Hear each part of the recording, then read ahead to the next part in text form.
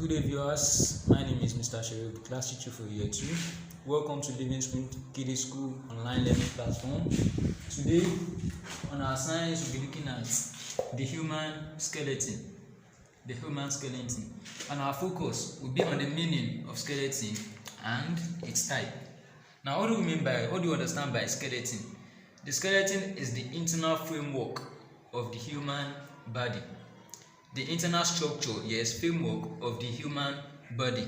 That is, it is the internal part, the internal structure of the human body that keeps human standing. Now, it is the bony framework of the body which provides support to the body.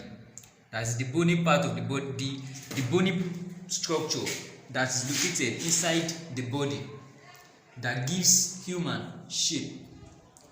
It's with the help of this skeleton that humans have the shape they have. If this skeleton is not there, you just see your body you won't be able to stand upright or perform different activities that you go into. So that's why I said it is the framework of the body which provides support to the body.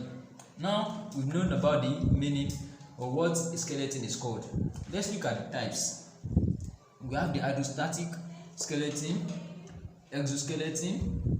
Number 3, we have the endoskeleton. Hydrostatic skeleton, exoskeleton, and endo. Now, these 3 types of skeleton, we won't say anything on them now. We'll leave that till our next class. Before then, I'd like you to go on, make your research, tell your mom or your dad to help you to look for the meaning of hydrostatic, exo, and endo. So by the time I come into the class the next time, I'll just give you what they mean to support or to back up what you already learned on it. Now, the skeleton we are talking about usually contains 2 parts. It contains what? 2 parts. Now, we are not talking about the types now. The skeleton, whether in animal, in man, any of the 2, it always has what? 2 main parts. The skeleton has what? 2 main parts. Now, the first one is the axial skeleton. The first one is what? The axial skeleton. Now, this part of the skeleton supports the central column, that is the vertebral column, your backbone. It supports the backbone. I'm going to show you an image of the skeleton. So, it supports the central column of the animal, and it includes the backbone and the rib cage. Now, let me quickly show you that. Now, this is what is known as a skeleton. That is the bony structure of human. And we said they have 2 parts. We have the axial skeleton and we have the what? Appendicular skeleton. Now, the axial skeleton, like I said, we said it contains the what? The skull. From the skull down to the rib cage to the what? To the vertebral column. That is what made up the what? The axial skeleton. The skull down to the vertebral column to the rib cage consists of what is known as the what? The axial skeleton. And what does it do? It supports the central column, which is the vertebral column, your backbone. This that stretches up here is what? Is the backbone. And it includes the what? Backbone and the rib cage. I already said that. The rib cage, the central column, the vertebral column, and the skull. That is what makes up the what? The axial skeleton. Now to the second part, which is the appendicular skeleton. This part extends from the axial skeleton. That it extends out from the what? From the axial skeleton into the arms and leg.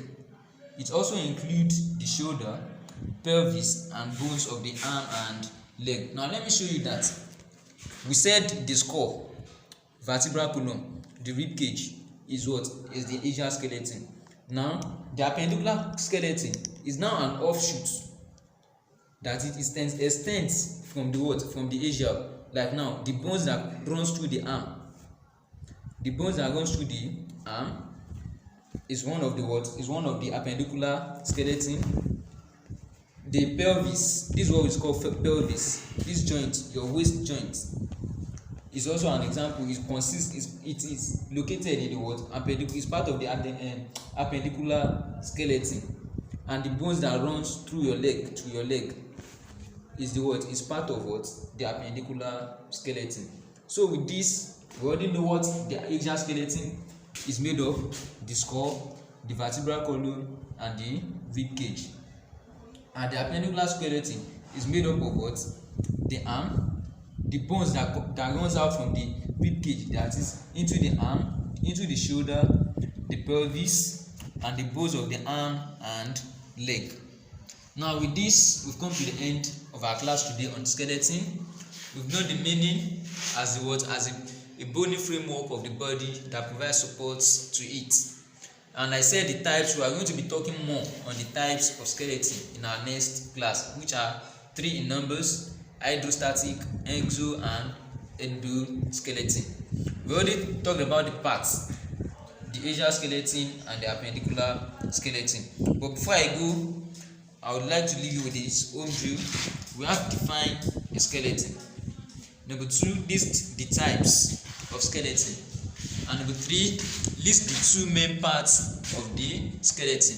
Now don't confuse yourself here. Parts is different from types. We've listed the types here, and we've listed the parts here. Then lastly, describe the following: the axial skeleton and the appendicular skeleton. So with that, we've come to the end of the class. I'd like to say thank you. Remain safe.